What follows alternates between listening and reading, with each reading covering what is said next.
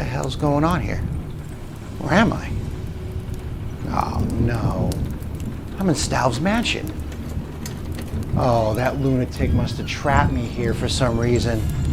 Alright. All I gotta do is remain calm and I can get out of this. It's probably going to involve solving some really bad puzzles that make no sense at all. I mean, this is an adventure game after all, right? I mean, that's what these games are all about, solving puzzles that make no sense. Okay, all right, I can figure this out. I got it. You can help me get out of here, right? So all I need you to do is watch this video through the end, and you can help me get out of here before Stauf is going to do whatever he wants to do to me, right? Do you think you can do that? You think you can help me out? All right, great. Let's go ahead and get started. Originally released in April of 1993 for PC, The Seventh Guest is one of the first games to be released on CD-ROM and to utilize the capabilities of that format. The Seventh Guest is a horror story told through the perspective of you, the player, as an amnesiac. In typical adventure game style, you go from location to location solving puzzles to unlock the next part of the story. Seventh Guest received a lot of press attention when it came out for its use of live action videos to tell the whole story, in addition to its very mature, at least for the time, story. Often regarded as the game that truly ushered in the era of full motion video games, The Seventh Guest has a major place in the history of full motion gaming. The question we have to ask ourselves is, does it hold up today? Is the game still fun to play in an era of FMV games that include the likes of Not for Broadcast and The Infectious Madness of Dr. Decker? Let's take a look and find out.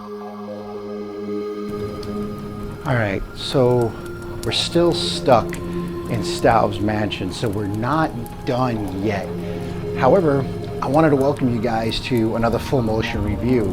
Obviously, we're taking a look at the Seventh Guest, and Stauf's got me trapped in his mansion. To help me out, you guys can always give me, a thumbs up and subscribe to the video. I think that might help keep Stauf away for just a little bit longer. Okay, now we need to keep going if I'm gonna get out of here alive, right? So let's keep going, let's keep moving on.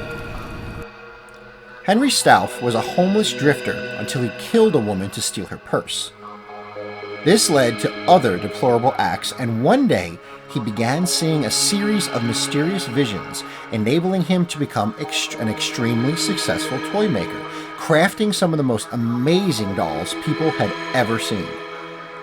Strange circumstances began to surround Stauf as some of the children in possession of his dolls began to die mysteriously.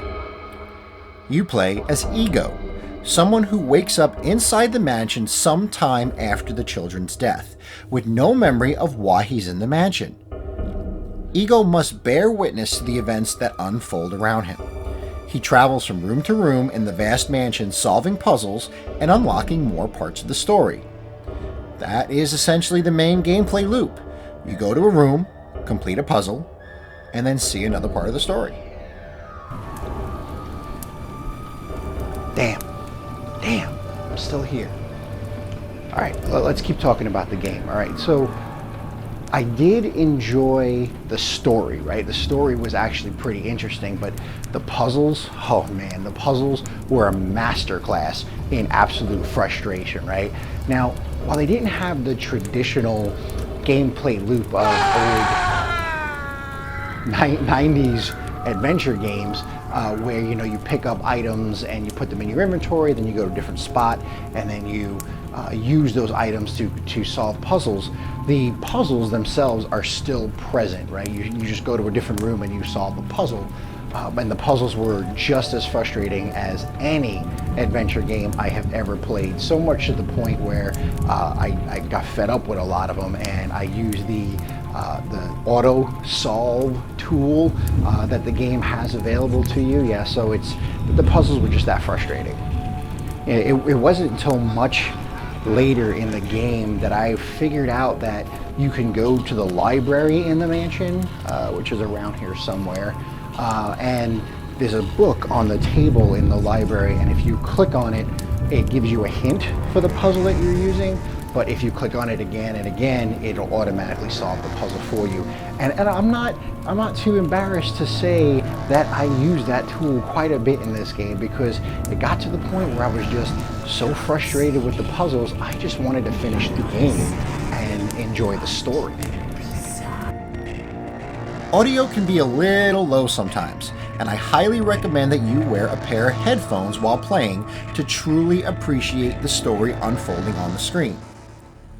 While the cutscenes are extremely cheesy, especially by today's standards, they do tell a dark and disturbing tale of greed, lust, and power.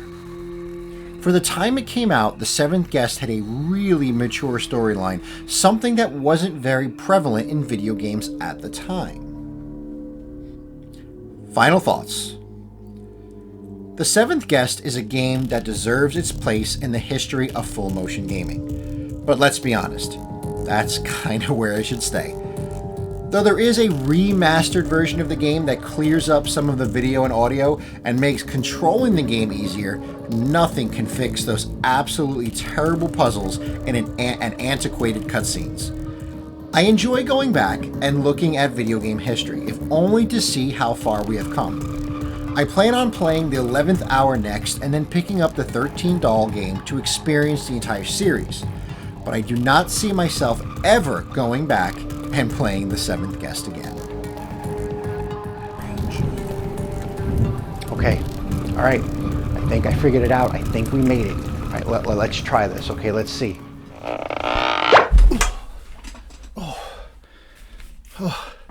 I did it. I made it. All right, thank you. Thanks to you, I was able to get out of there. All right, all I need from you guys now is to leave me a comment in the section below and let me know if you have played Seventh Guest and what you thought of all this madness. Until then, until next time, fellow geeks, I'm GamerDad79, and I'm getting the hell out of here.